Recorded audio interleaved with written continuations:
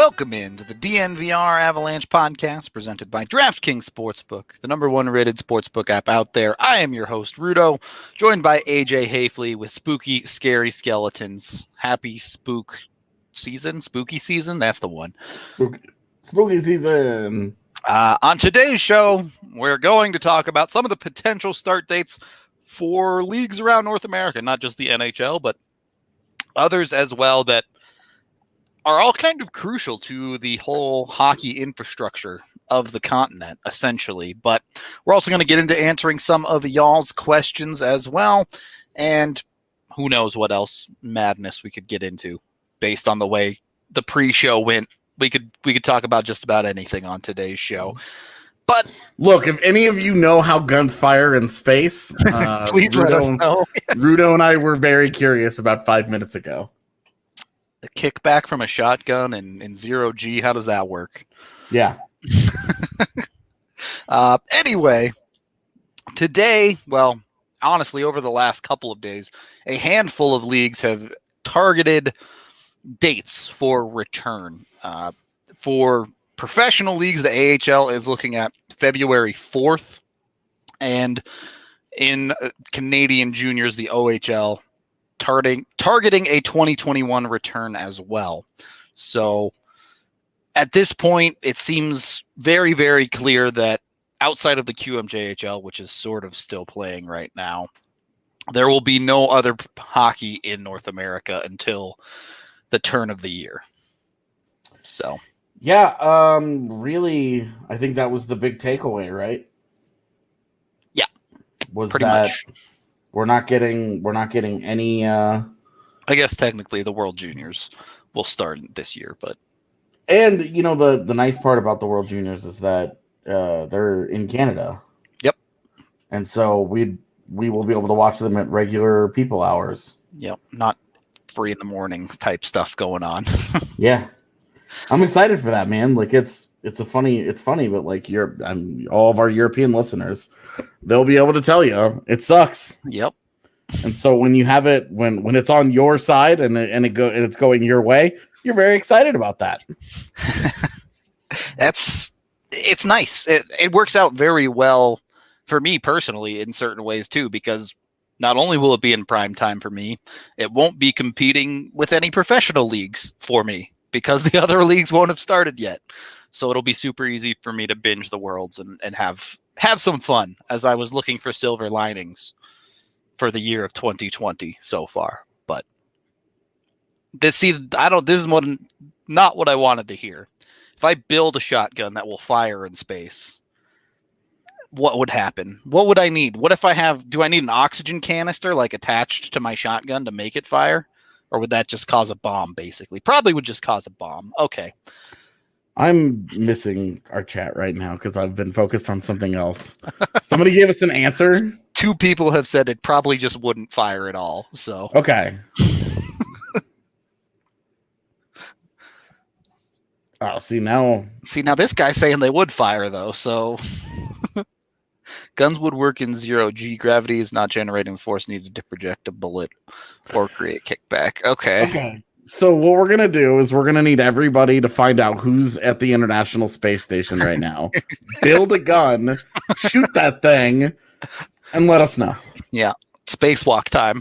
Yeah. I mean, would you be able, like, what would happen if you just strapped a gun to your back and, like, took off? Like, would anything happen to the gun? Would everything be fine when it left the atmosphere and got into space? These are all things I'm just curious about. I don't know enough about. I don't know enough about guns, and I don't know enough about space. Let's take a trip to space. I mean, look, if Donald Trump gets reelected next week, he said he wanted a permanent manned presence on the moon. So I mean, like, let's that base is going to have armed guards. Well, and you know that base is suddenly like the place to be. So let's do it. Let's get a DNVR field trip to space. I'm sold. You're listening to DNVR live from the moon. Could you imagine that delay? Oh, God, that would be awful. The game would be over for like half an hour, and then we would be like, okay, we're going live. Here goes puck drop. The game just ended. Anyway. On a scale of 1 to 10, how horrible are the Dallas Stars jerseys? I think both AJ and I actually like them. We're probably in the minority, but I think the concepts of them are kind of ugly, but I think when you think about what they'll look like on the ice themselves, I think that the black, like that really dark, like jet black with the pop with the neon green, I think it's really going to pop with the ice being white. I mean, so I think they have a chance to look super cool. Black jerseys are almost always cool, in my opinion. Agreed. The neon, I'm a little bit more iffy on it than you, but I think the design, love the front logo of the outline of Texas with the Dallas logo inside of it. I was a little iffy about that because as somebody whose next tattoo is going to have a Texas logo, it's going to have the state of Texas incorporated into it. You're not the Texas Stars. Put it away. I didn't love that part of it. Well, but until there's a team in San Antonio, they kind of are. Well, and there's their affiliate is the one that's in Austin. But I think like they set it up right, like where it's the Texas outline, and then their logo is where Dallas is. Yeah. So I got it. I just didn't love it because it feels like they're saying they're the Texas Stars, and I'm kind of like, why don't you blow it out your ass? We got some Futurama references in chat now. All right, you guys I can't think about Futurama without thinking about the one episode with the dog. Yeah, and my wife literally will force me to turn the TV off if she thinks that episode might even be close to coming on. Yeah, I tried to. I'm very much a like bathe in your pain kind of person because that way it hardens it, you know, and you get over it. And I tried to watch that episode for a second time and I couldn't get to it. It's rough. It was just too painful. I was like, nope. It wasn't the first time I saw it was before I owned a dog. And it was like, man, that's really sad. But now that I own a dog, it's like, nope. Don't need to be thinking about that in my life. Yeah. Anyway, a little bit back to the topic here of leagues around North America. The kind of the main point that is relevant to the Avalanche, I guess, we'll put it that way. With the AHL targeting a February start date, it's hard to see the NHL starting before that as well. It's hard to see them. It's hard to see them starting legitimately January 1st. Yeah. Like, I think that the AHL saying February 5th makes it feel like January 15th is maybe where the NHL start date actually comes into play. And training camp start on January 1st. They have 2 weeks of camp, 30 players, 35 players, whatever, kind of like the camp they just had. You're not spending a lot of time with draft picks, and you know, like we're not going to see Niles Oman at camp this year. Stuff like that. So I'm of the opinion that that's the way that all of these kind of set themselves up. It felt like they gave themselves wiggle room to push it back from January 1st if they needed to, and they would still be okay, instead of being like, we're going to start on January 10th, and then the NHL is like, we really have to start on the 1st now. Yep. It gave them wiggle room to use January to kind of move around a little bit, because if they start, say they wanted to push it back to the 15th, okay? Push it back to the 15th, and so then all the guys that you release to the AHL then immediately go to AHL training camp again, 2 weeks. That gives them a full month of camp before the AHL season opens. And then you just off you go and you play. Yep. It would just be very hard for the AHL to start up without the NHL in tandem in some way, right? Because the AHL can't start before the NHL. Pretty much. Barring the NHL not having a season or something, they just the AHL won't even know what their rosters are going to be without the NHL. Yeah, and all of this right now is still super theoretical just because if you look at where COVID is, not only has it not gotten better, it's gotten worse. Yep. And it's taken a turn towards us being more out of control than ever.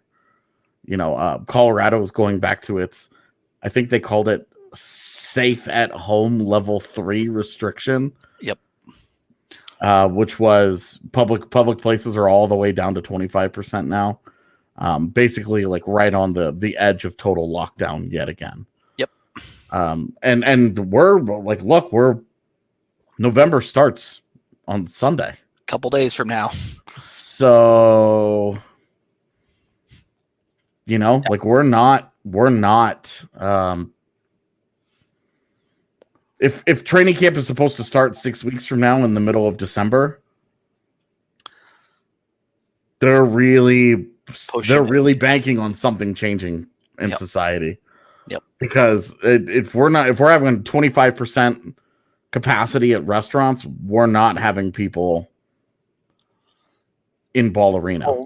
And there's the other side of this, which mainly affects the OHL and the AHL. We've kind of already talked about this with the NHL having a Canadian division. Yep. But the OHL has teams in the United States, and the AHL has a couple of teams up in Canada.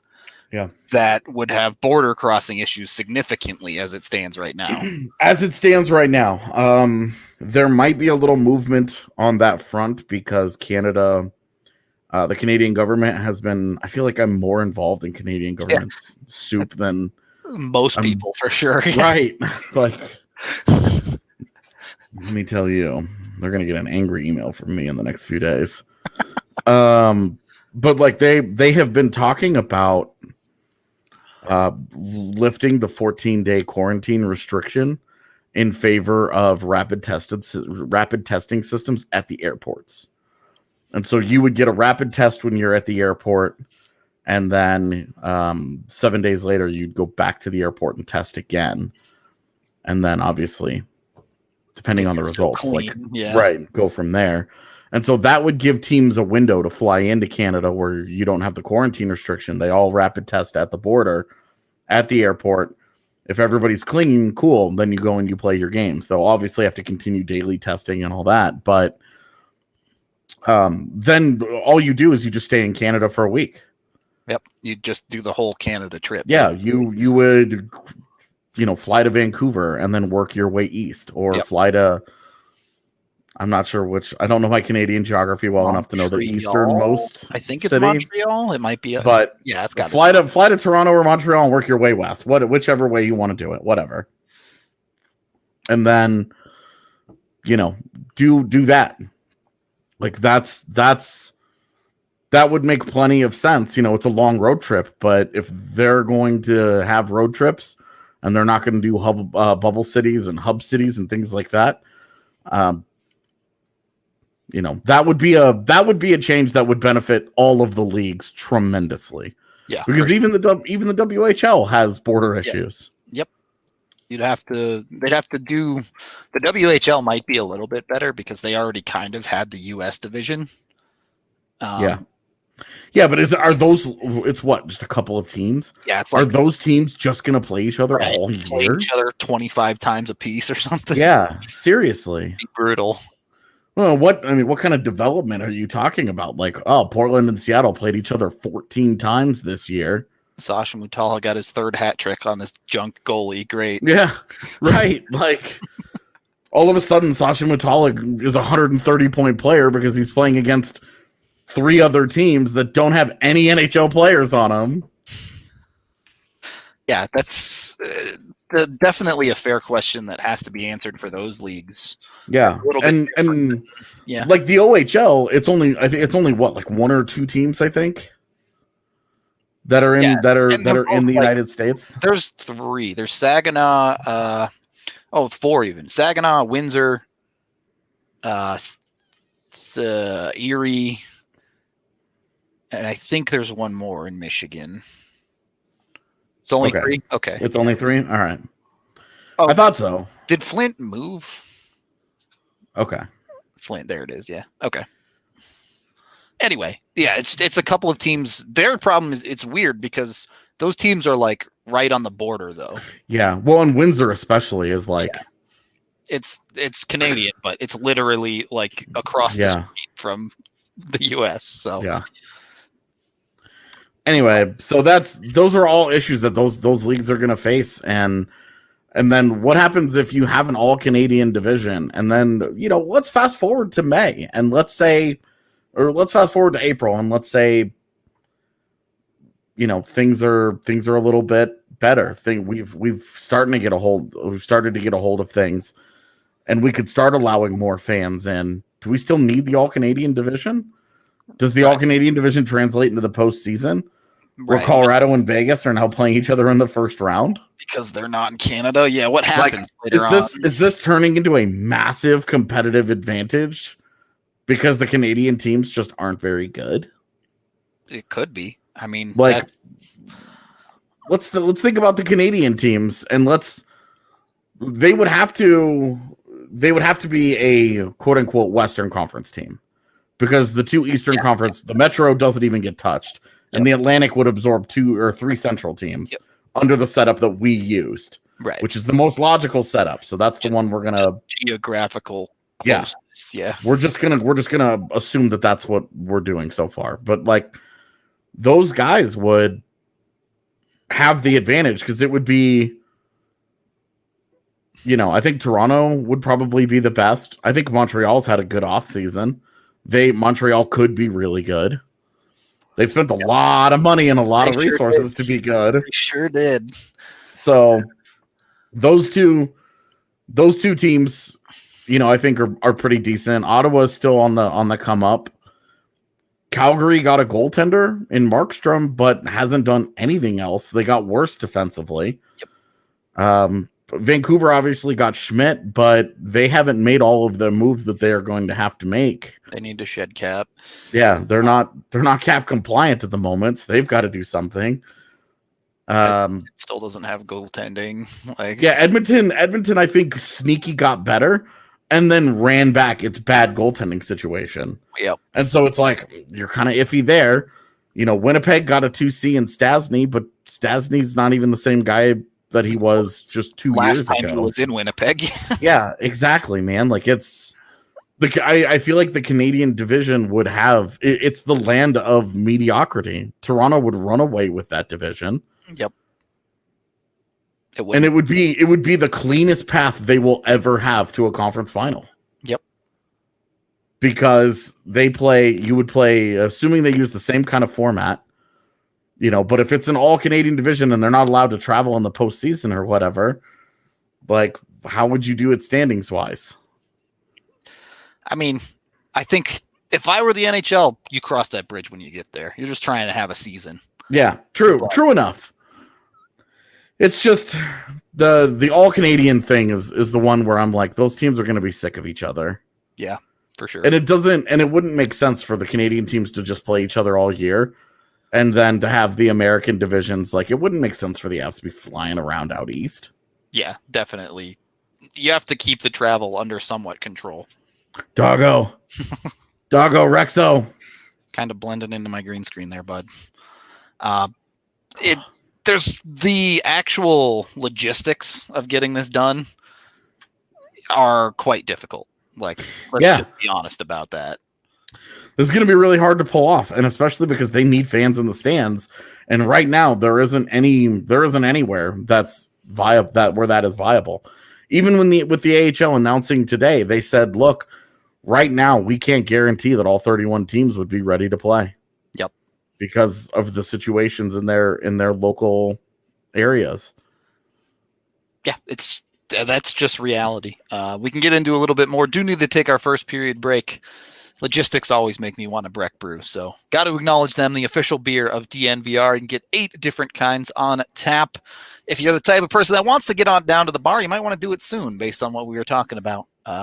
Limits may get back in place, so if you want to swing by, go get some. If not, you can always get it delivered with an app like Drizzly or something like that, or go to your local liquor store and find Breck Beer near you with the Breck Beer Locator online.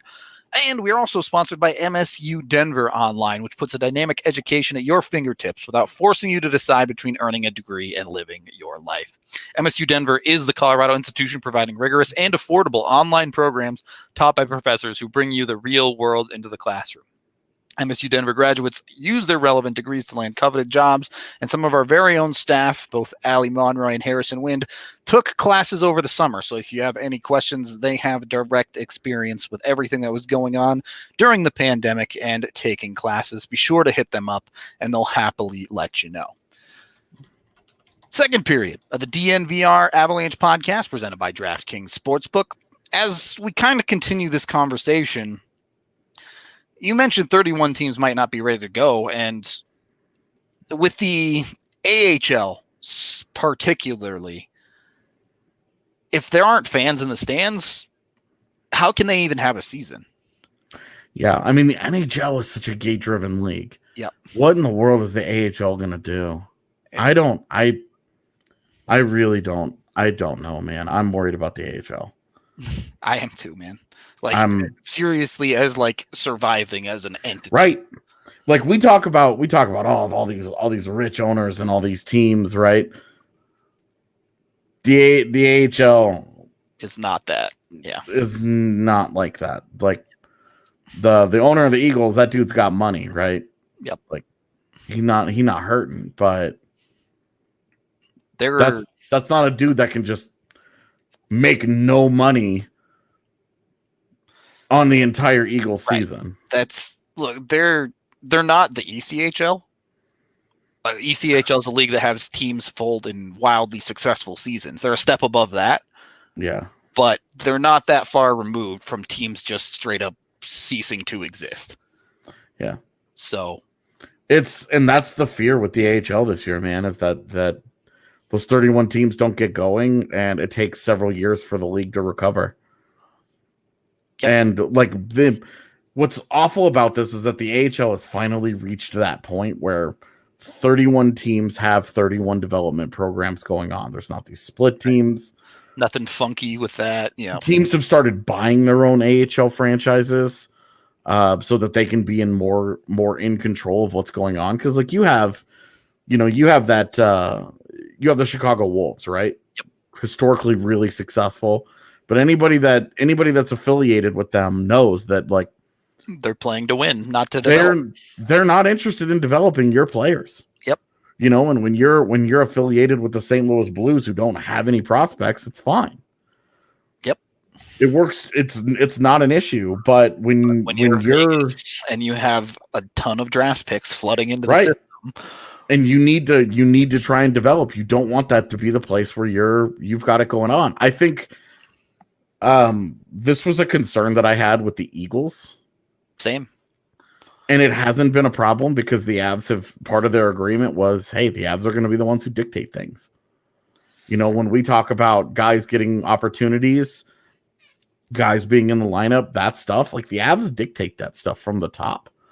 There's someone in the Avs making that decision to say Nick Henry is going to be on the fourth line kind of thing, right?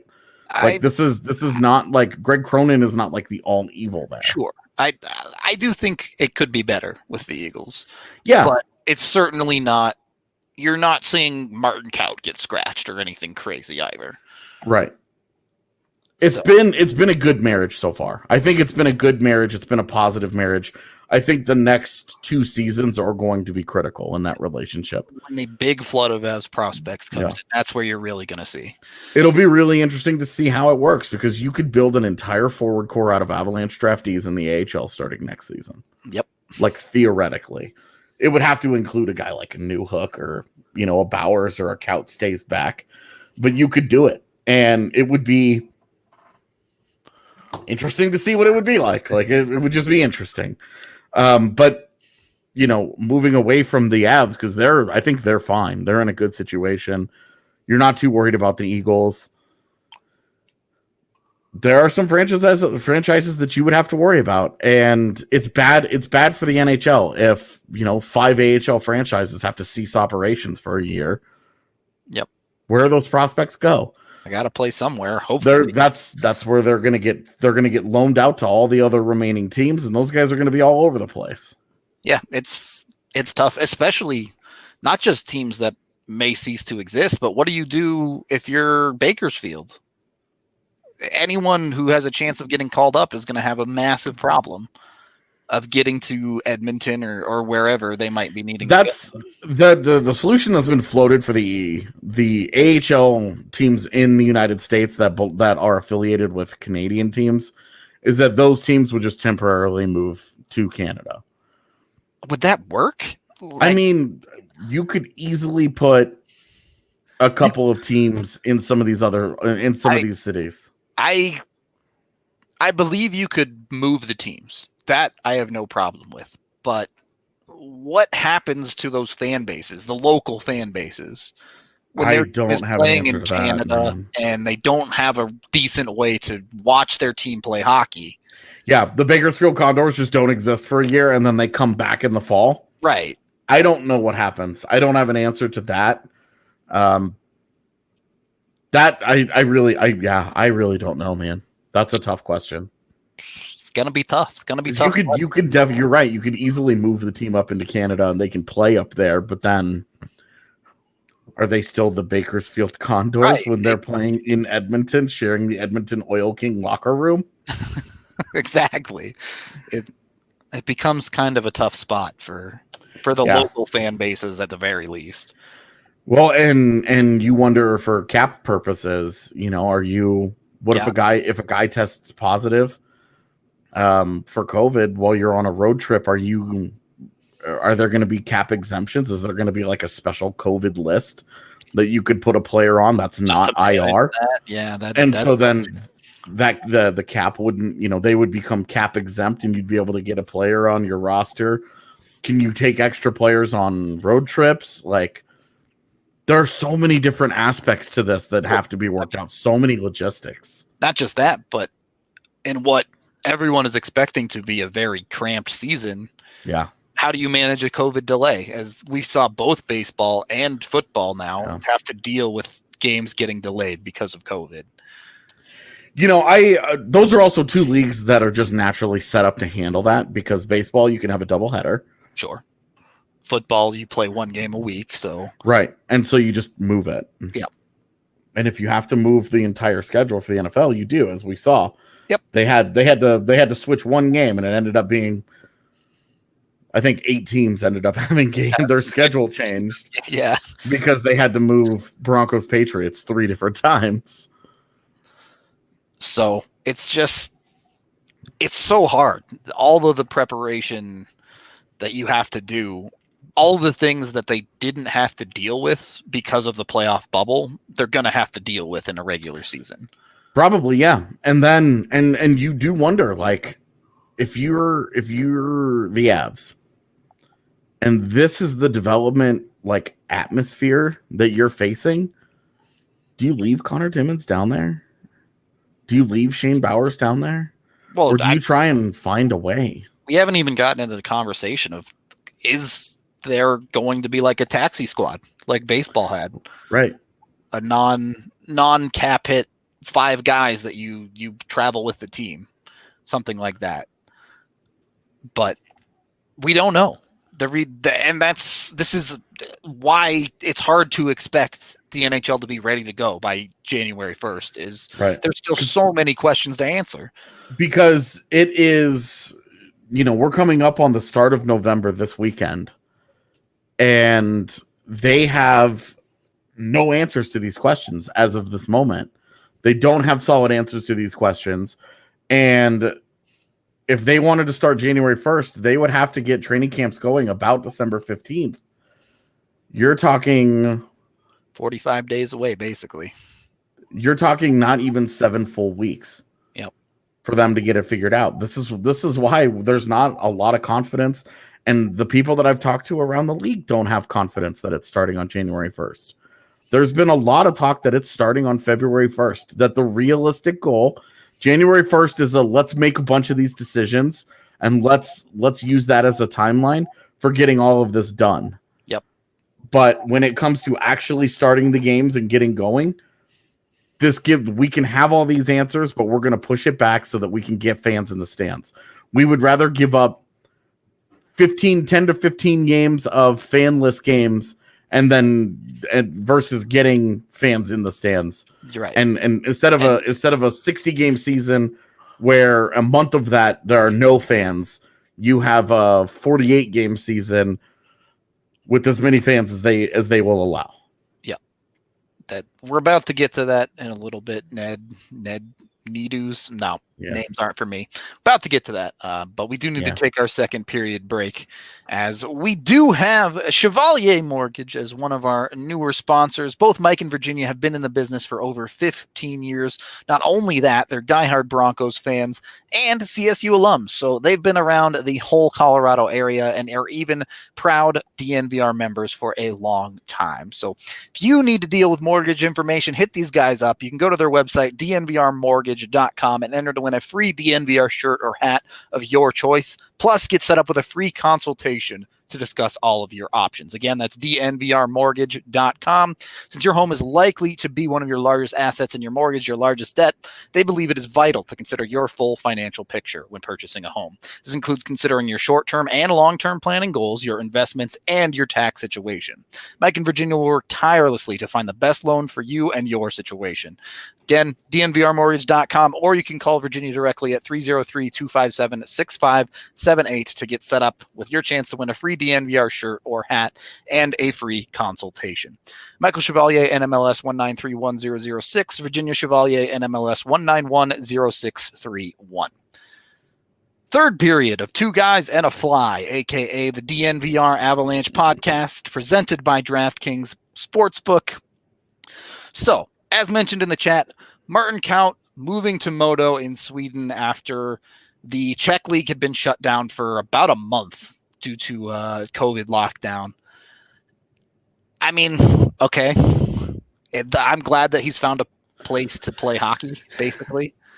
Yeah, like this is starting to get a little ridiculous. Yeah. He gets special permission from the Avs. Okay, you can go play in the Czech League. Plays 4 games. Yeah, he plays 4 games for Pardubice. Cool. And then he's going to go play. Okay, so just to clear up, because there will 100% be at least one person who listens to this and remembers when we talked about Byram potentially going to Sweden. Yep. Big thing here, Modo is in the Allsvenskan. Right. Which is the second. It's the second tier Swedish league. He is allowed to play in the Allsvenskan and then come back and play in the NHL this year. Yep. The NHL or the SHL has put restrictions on players. If they play in the SHL this year, they cannot leave to go back to the United States. That's true. That's true for prospects. Everyone playing in the league. Yep. Yeah, it's true for all the guys who made commitments, because the Swedish league said, we're not dealing with this, where we have 35 guys who are going to go take tryout jobs or tryout opportunities in NHL training camps and leave us halfway through the year. Yep. We're not doing that. If you're playing in the SHL this year, you're playing in the SHL. Yep. And that's that. And so that Count will not be in that league. He is in the league below that, where he is allowed to go play for a couple of games, however long it ends up being, and then he's able to leave. That's the key. It's cool. It's cool that he's playing for Modo. That's, it's Forsberg's old team. So neat Stuff. He's now played for Hayduk's old team and Forsberg's old team. Count them. He's just racking them up. Yeah. Now he just needs to go. I guess he's not allowed to go to the WHL anymore. Yeah. He just needs to go. He needs to go play for Sakic's old team. Yeah. That get all 3. Who did Wah play for? I don't even know. Yeah, I have not. Boy, I don't even. I assume a Q team, but I don't. I've never actually known that. We can find out. Yeah, I'm going to look it up because now I'm curious, and I've never once thought about Patrick Waugh, the junior player. Right. Yeah, it's the Q. A team that definitely doesn't exist anymore. The Granby Bisons. Oh, dang. Actually, okay. I'm a big fan of that 6.24 goals against average and 842 save percentage his first year. Pretty rough. That definitely had greatest goaltender of all time written all over him. You do look at that. This is the crazy part is like he played one AHL game. His final year in the queue, he had an 872 save percentage. And they were like, yep, this guy's ready for the NHL. And then he became the greatest goalie ever. But, you know, things were different back then. I don't get it, man. I mean, you just look at that performance that he had in the postseason in '86. Yep. Where it's like he plays 47 games in the regular season. He has an 875 save percentage and 3.36 goals against average. Like, keep in mind the 80s and the 80s were very different when it came to goaltending era for sure. And then he has a very 2020-esque 1.93 goals against average, 923 save percentage in the playoffs. Wild. And it's like, how do you not consider that one of the greatest performances of all time? Yep. Those would be exceptional stats today. And then you look at Patrick Wall was fucking insane, dude. He was so good. Anyway. Truly. Martin Kaut in Sweden. Good for him. Hopefully he gets to stay there for a little while. The whole thing, the reason why this is happening is that the Czech League is pausing because the entire Czech Republic is going into a COVID lockdown. Yep. Now, Sweden infamously has not locked down up to this point. So hopefully it stays that way. If it's going to continue to stay that way society-wise, you feel like the hockey is not under threat. Yep. And it's been a struggle for Martin Kaut to find hockey games to play. Yeah. I mean, it's been tough for him. And, you know, you wonder how much of this is going to be a drain on him when he gets to NHL training camp. Yep. He didn't get to go into the bubble. So that's why he's playing right now. And that's why I don't have any issues with him playing. His last games were in the spring. Like my head flip was March. Like, back then. Back in March. Or yeah. Last game. So, a little bit different, but I do really wonder, like, what kind of effect does this have on him? Does this help him hit the ground running? Is he going to be in game shape and flying around during whenever Avs training camp is? Or is he going to roll in there and be like, all right, well, I've played in 3 different leagues in 3 different countries over the last 3 months, and I'm exhausted and pretty over this. I'm here, guys. I'm just curious what becomes of that, what the impact will be, because you could easily see that going either way. I prefer to believe that he's got youthful energy and it's gonna springboard him into the league, and he's gonna have a great camp and he'll be a permanent NHLer and blah blah blah blah blah. Yeah. We do have some listener questions to get to as well here. I'm gonna modify this one a little bit. Dude, you're telling me, man. What? with the fly, because yeah, you know what's really obnoxious is that the rest of the day I don't see this thing, and then you turn on your lights. only when we've been on the pod, and like I've lived in this house for 4 or 5 years, I'm not sure which, and I've never had a fly before, and it's just like this thing is just so annoying, dude. I'm about to roll up that Manscaped newspaper that I have, and I'm just gonna start I'm gonna get him eventually. I'm gonna spend time tonight. I'm gonna get him. All right, AJ, is Nathan MacKinnon the best draft pick in Avs history? I don't want to rank all of them, but let's answer that. Sure. Today, I would agree with you. I think there will certainly be a case for Cale Makar in a couple of years. I think it's an interesting conversation because there are guys like they got David Jones in a round that doesn't exist 9th anymore. Round. They have a bunch of guys in the 5th round that they knocked out of the park. Yeah, like they got NHLers out of a bunch of mid to late Lyles, round guys that they ended up trading away. Yeah. Like Mark Parrish had a long career. Yep. Tom Gilbert type, like he had a long career. Yeah, there's Verbata in the 7th round. Yeah, I mean Sammy Paulson was like a 7th round pick, and he was part of the Ray Bork deal. Yep. 800 NHL games. Right. 800 NHL games, dude. Yep. That's a decade in the league. Like that's so when you talk about like best pick, it's tough to be like, well, like McKinnon was first overall and he's a superstar. So it's basically like you had the most valuable pick and you got the most valuable player. Like you did a good job there. You accomplished what you had to accomplish with that pick. Whereas with an 8th round pick, you're just hoping to get a guy that you signed to an ELC. And I mean, they got Paul Stastny in the middle of the 2nd round.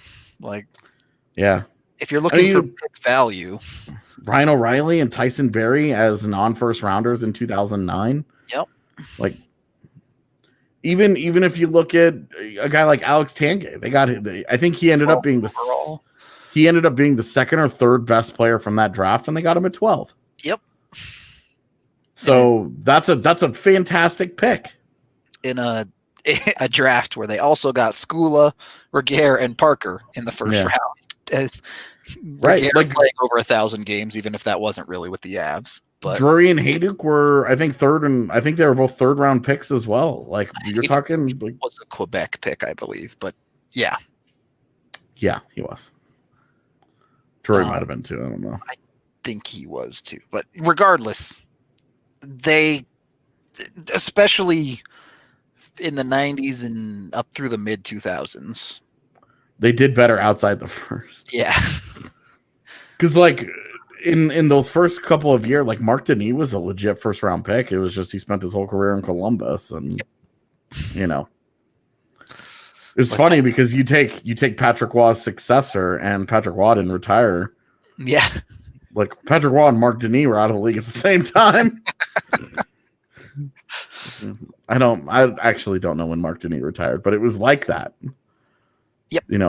Patrick Waugh retired in 2003. The Avs picked his successor as their first ever draft pick in 95. Here's an interesting question. If EJ does get bought out, and assuming like post-retirement, could you see him taking a non-player role with the organization? Totally. It really kind of depends on how that relationship goes and whatever EJ wants to do post-career. I've never had the post-career conversation with EJ. I've had it with a couple of other players. Typically, like I had it with John Mitchell. Funny enough, the radio guys. Radio was actually not on his list of things he thought about doing post-career. How it goes sometimes. Yeah, it just worked out for him. Yep. But I don't know. I could see that. I mean, did you imagine that when Brian Wilsey was tearing it up in his last Avs training camp, that like he would become a he would become a long-term member of their development team? Like you just don't really know. Yeah. He could totally get himself into deeper into the horse racing start of things. So yeah, I think Belmar probably. I thought John Mitchell was going to go into coaching. Because every time I talk to him about it, I like to talk to centers about face-offs and just see if any of them will give me anything. And John Mitchell was the only one who would actually give me an in-depth answer to the point where I was like, I don't even know what to make of this anymore. All right. Moving on. This is a tough question to answer, but NHL rule changes you'd like to see, but also ideas that would make the NHL the biggest league in North America. Rule changes, they are what they are. AJ always rails for making delay of game just the same as icing. Yeah. removing offsides, the offside review. Yep. Maybe even just tweaking it so that if you can't clearly see it, it's a good goal kind of thing on the first like 4 review angles that you look at, 30 seconds or whatever. Yeah. None of this slowing it down to split the atom nonsense where you're like, you're using this ultra grainy camera, right? And you're like, you couldn't at least get like a 4K camera to look at that if you're going to look at it that close. Right. If you're going to do that, you need a much better freaking camera if you're going to try and do that. Yep. So I think it's not a rule change, but investing in just better cameras in general around the entire rink. You know, the goal cameras on the goal lines, you have those same kinds of like grainy photos. Like think about the pictures we were looking at when what was it? Esa Lindell scored that goal against the Avs where he just celebrated and we couldn't tell if the puck was actually in or not. Yep. And there was eventually an angle where it looked like it was in, but it was from like the other end of the arena, and it was super zoomed in, and you're like, what the hell is this? Yep. Yeah, it's pretty rough. So I like the trapezoid personally. Goaltenders playing pucks didn't do much for me. Yeah, I mean, if they removed it, fine, whatever. I just don't think it matters that much. I would be completely indifferent if they announced tomorrow that it was a thing. I'd be like, well, the Islanders are in trouble because Varley can't handle a puck.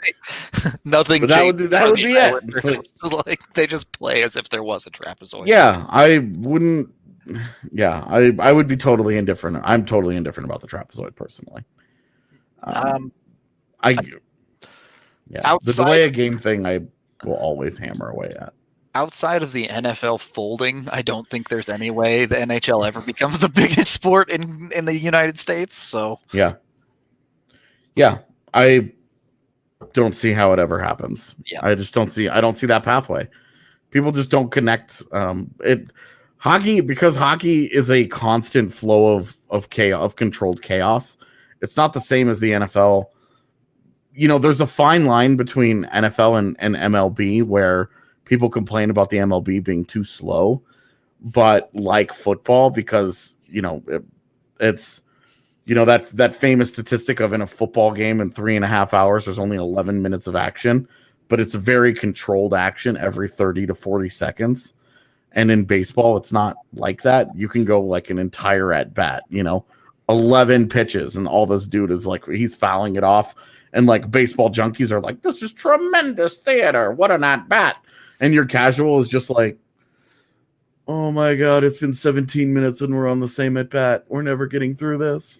As someone who loves baseball, to the casual eye, what's he going to do next factor is basically boiled down to, well, is he going to throw a fastball or a curveball? Whereas the what's going to happen next in football, it seems a lot like there are a lot more possibilities, right? Yeah. They're like, they could run the ball. They could pass the ball. The defense is going to blitz, whatever. It's a really fascinating game of chess that plays out in high speed. Right. And like, if you're not into that, then you're not into that. But I love watching football. I have a hard time.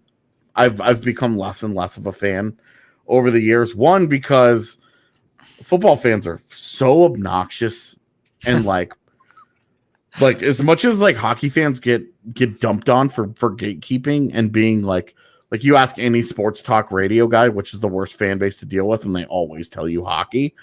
But it's mostly because hockey fans don't put up with ignorance. Yep. They're not a fan of it. And football fans bathe in it. Yep. Like football fans, like they are the ultimate pigs in shit. They roll around in mud and bury themselves in hot takes and like nonsense. And it's just and when you have one game a week, you have 6 days to talk about the last game and then the next game, and you got to split your time. And then it's all breakdown. Right. And it's just NFL fans are just like, I like, and it sucks because I'm an all sports fan. And so I like, there's always a part of me that feels offended when somebody trashes the sports fans. but it's just like they make it really miserable to be being a Broncos fan kind of sucks. I can't have the Drew Lock conversation for the 8th time when he's playing his 9th ever NFL game. It's like there's no patience. The expectations are sky high all the time, and like given their history, it's fine, right? Like you understand where Broncos fans are coming from, but there's like a certain arrogance to it, and there's a certain like where the Broncos are today is kind of where the Avs were 2 years ago. There's a bunch of talent there. They're teaming with talent. They've had some injury problems that have really kept them from getting off the ground this year.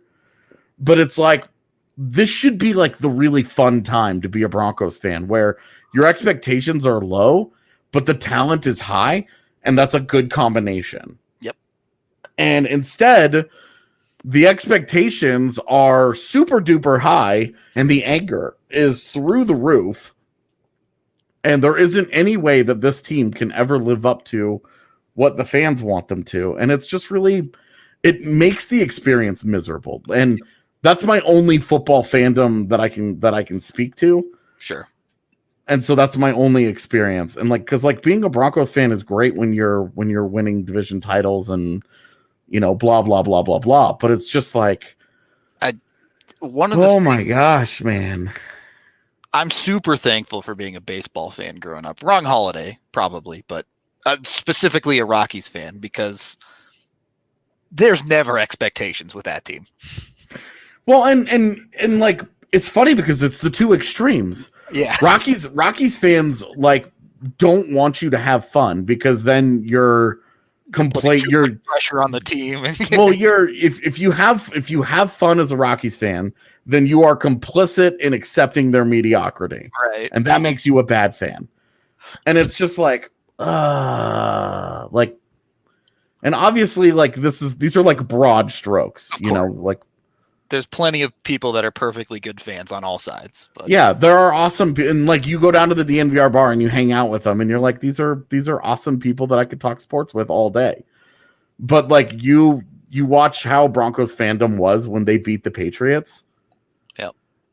Like they beat the Patriots in Foxborough, and it should have been a big deal, and instead it was like, Drew Lock! And you're like, dude, what? That should have been a fun day for everybody. And it just kind of makes the experience a little miserable. And there are Rockies fans on the other side of that where like the Rockies win, they win 8 out of 10. Yep. And they make you feel bad for having a good time with it. It's like they would have like 10, but their bullpen's WAR was -1, and it's like, come on. Yeah, where you're like, well, I know that this guy's FIP, was way too high, and because of that, he's going to come back down to earth. And it's like, oh my God, is this what I sound like when I talk about shooting percentages? I get it. Can I still have fun? Can I still enjoy when things are going well? Like being a sports fan is it's just a complicated relationship. Yep, it is. It's just a complicated relationship because you're trying to balance a lot of different emotions, and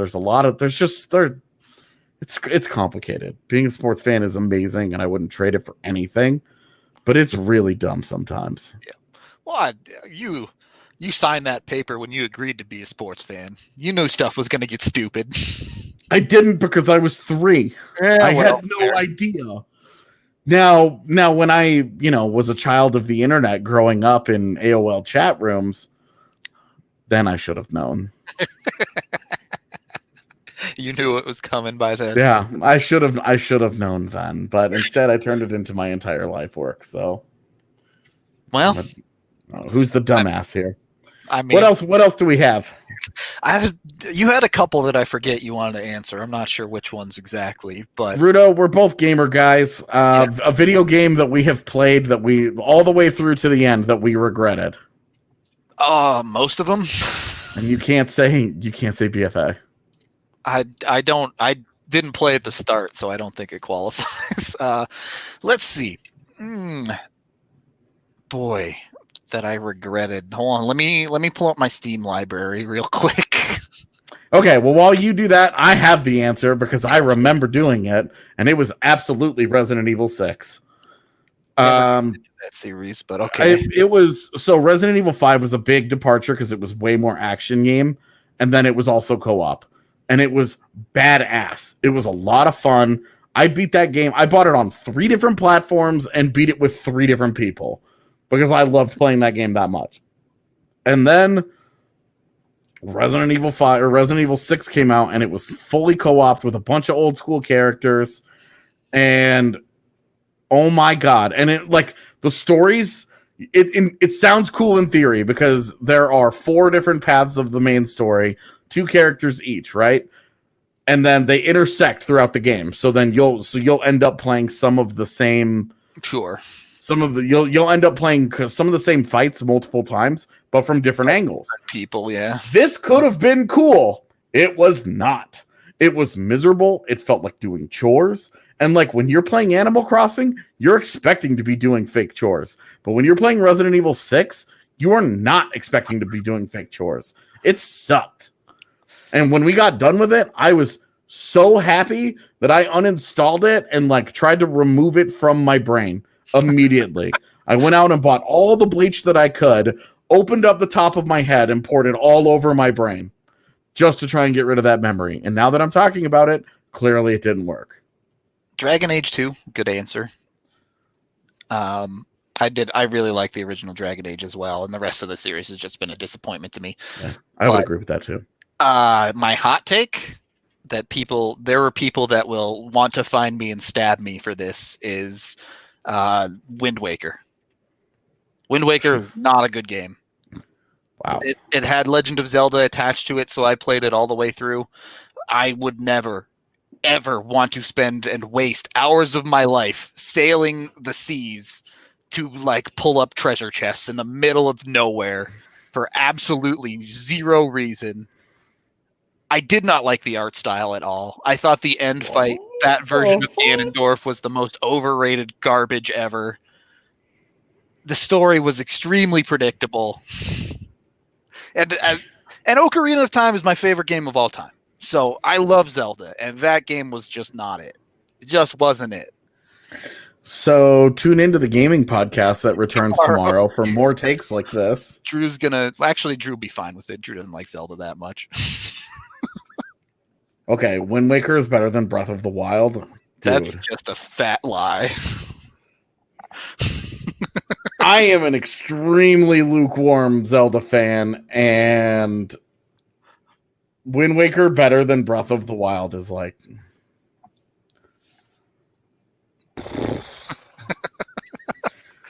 You know, they're talking about Breath of the Wild 2 being co-op. I've heard.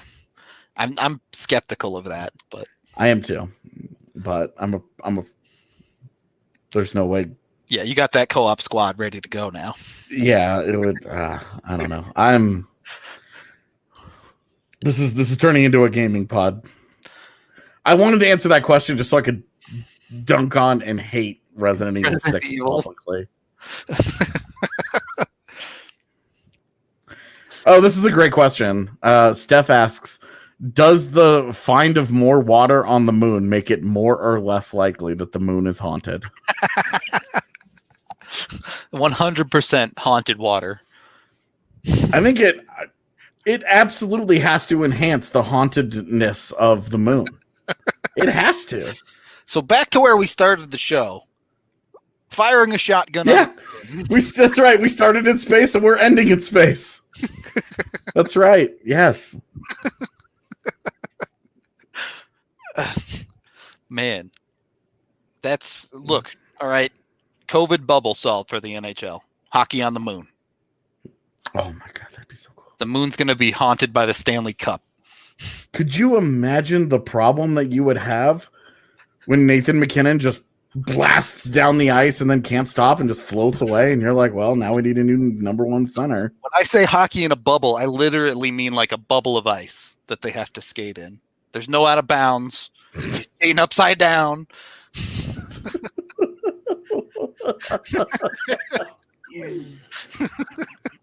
So is it like a Like one of those balls that people get in and they move it. Like the Zorb things. Yeah. Yeah, totally. And then where like you have to like rotate the ball of ice in order to get the goal to the flat part where you can try and score. I don't know how it would work. Like what are the dimensions of this ball? They'd have to be massive. Right? Like